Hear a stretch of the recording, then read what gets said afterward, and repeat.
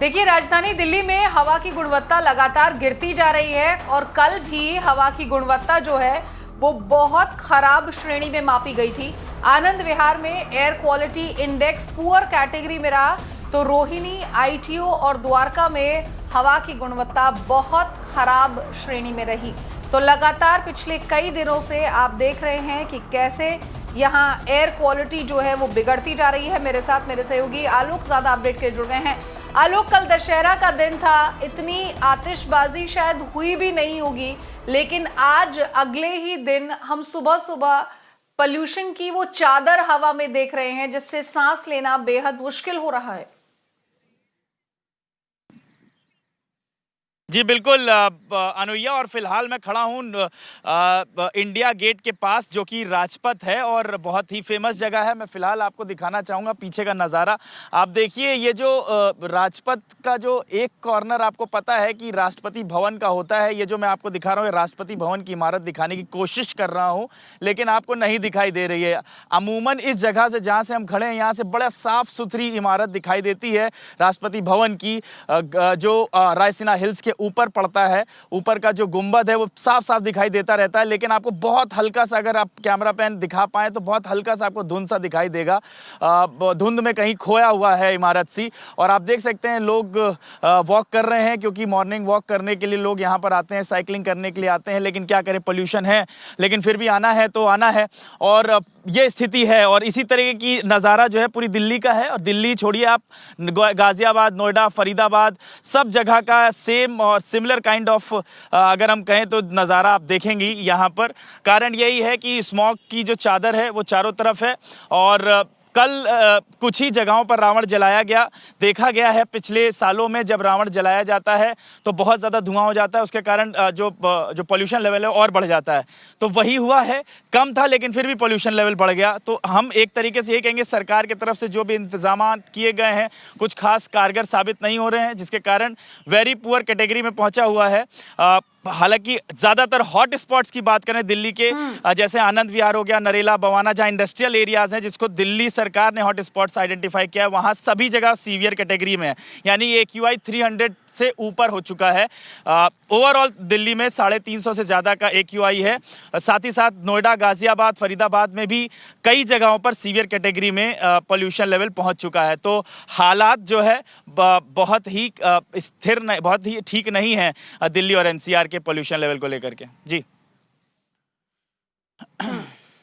आलोक, देखिए, मुझे लगता है, और आप मुझे correct me if I am wrong, हालत में सुधार नहीं है, स्थिर नहीं कहूंगी, बल्कि कहूंगी शायद स्थिति और बिगड़ती जा रही है। क्योंकि जैसे जैसे दिवाली नजदीक आएगी, जैसे जैसे ठंड बढ़ेगी, वैसे वैसे परेशानी और बढ़ेगी। और खास तौर पर दिल्ली NCR में, जहां बच्चे और बुजुर्ग बड़ी संख्या में रहते हैं, उनके लिए सांस लेने में परेशानी होगी। दिल्ली सरकार को कुछ और ठोस कदम उठाने होंगे, कोई और एक्शन प्लान यहां पर तैयार करना होगा।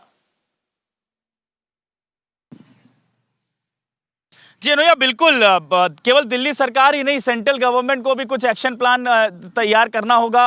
EPCA, CPCB हमने देखा, हमने अभी कुछ दिन पहले अपनी रिपोर्ट दिखाई, किस तरीके से शॉर्टेज ऑफ स्टाफ है। मतलब सरकार की तरफ से कुछ सीरियसनेस दिखती नहीं है। हालांकि बस दिखाने की कोशिश की जाती है, लेकिन होता नहीं है। आप यहाँ पर देखिए, इंडिया गेट जो है वो भी आपको बहुत अच्छे तरीके से नहीं दिखाई देगा।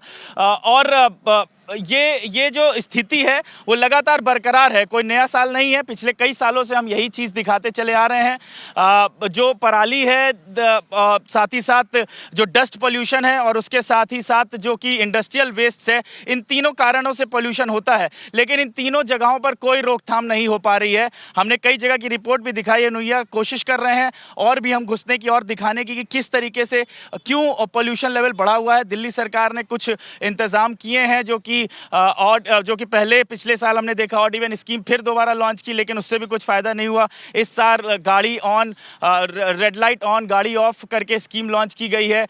हालांकि कुछ लोग दिखाई देते हैं वहाँ पर होर्डिंग्स लेकर के, लेकिन कहीं कोई गाड़ी बंद करते हुए अभी भी नहीं दिखाई देता है। मैक्सिमम लोग अभी भी गाड़ी ऑन ही रखते हैं। तो ये स्थिति है, कोई फ़ायदा हो नहीं रहा। जो कंस्ट्रक्शन साइट है वहाँ पर हम अमूमन देखते हैं थोड़ी देर के लिए स्प्रिंकलर्स यूज़ होते हैं, लेकिन फिर वही ढाक के पात हो जाती है सारी चीजें, थोड़ी देर के बाद फिर धूल उड़ने लगती है, ट्रक वहीं से गुजर रहा होता है, लैंडफिल साइट पे ट्रक गुजर रहे हैं बिना स्प्रिंकलिंग ऑफ वाटर के। तो ये सारी स्थिति है, यानी कि जो ठोस कदम के साथ साथ आपको इन्फोर्समेंट जो होना चाहिए वो नहीं दिखाई देता। इन्फोर्समेंट के लिए आपको टीम मजबूत चाहिए, आपको संख्या जो है जो अफसर हैं उनकी ज्यादा होनी चाहिए, जो कि लगातार इन सारी जगहों पर पैनी निगाह बना रखें और अगर कहीं वायलेशन होता है तो तुरंत चालान काट सके। लेकिन ना ही तो एमसीडी के पास स्टाफ है उस तरीके से, ना ही तो दिल्ली सरकार के पास है और ना ही तो सेंट्रल गवर्नमेंट के पास स्टाफ है, जिसको हम कहते हैं CPCB, central pollution control board, वहां भी स्टाफ का क्रंच है। तो ये चीजें अपने आप में बताती है कि सरकारों को पता है कि यहां पर स्थिति सही नहीं हो रही है, क्योंकि हमारे पास ना स्टाफ है और ना हम काम कर पा रहे हैं। लेकिन फिर भी वही चीजें हो रही हैं, केवल दिखावा चल रहा है, पोल्यूशन का लेवल बढ़ता ही चला जा रहा है। बिल्कुल, और आलोक, कहीं ना कहीं नियत में ही खोट नजर यहाँ पर आ रहा है। बहुत बहुत शुक्रिया आपका इस तमाम अपडेट को हम तक पहुंचाने के लिए।